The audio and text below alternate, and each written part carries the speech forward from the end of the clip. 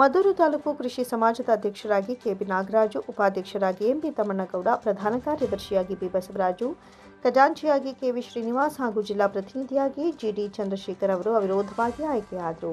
ಪಟ್ಟಣದ ಸಹಾಯಕ ನಿರ್ದೇಶಕರ ಕಚೇರಿಯಲ್ಲಿ ನಡೆದ ಚುನಾವಣೆಯಲ್ಲಿ ಇವರನ್ನು ಹೊರತುಪಡಿಸಿ ಬೇರೆ ಯಾರು ನಾಮಪತ್ರ ಸಲ್ಲಿಸದ ಕಾರಣ ಇವರುಗಳ ಆಯ್ಕೆಯನ್ನು ಚುನಾವಣಾಧಿಕಾರಿ ಕೃಷಿ ಇಲಾಖೆಯ ಸಹಾಯಕ ನಿರ್ದೇಶಕಿ ಪ್ರತಿಭಾ ಘೋಷಣೆ ಮಾಡಿದರು.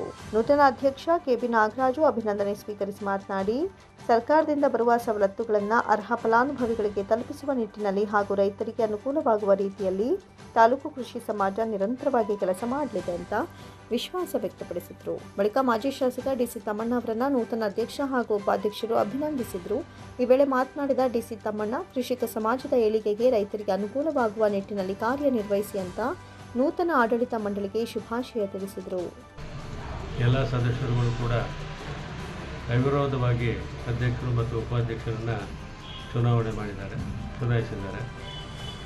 ಈ ಚುನಾವಣೆಯಲ್ಲಿ ನಾಗರಾಜ್ ಅವರು ಅಧ್ಯಕ್ಷರಾಗಿ ಹಾಗೂ ನಮ್ಮ ಮುದುಗೆರೆ ತಮ್ಮಣ್ಣವರು ಉಪಾಧ್ಯಕ್ಷರಾಗಿ ಆಯ್ಕೆಯಾಗೋದ್ರ ಜೊತೆಗೆ ಚಂದ್ರಶೇಖರ್ ಅವ್ರನ್ನ ಜಿಲ್ಲಾ ಮಟ್ಟಕ್ಕೆ ಅವರನ್ನು ನೇಮಕ ಮಾಡಿದ್ದಾರೆ.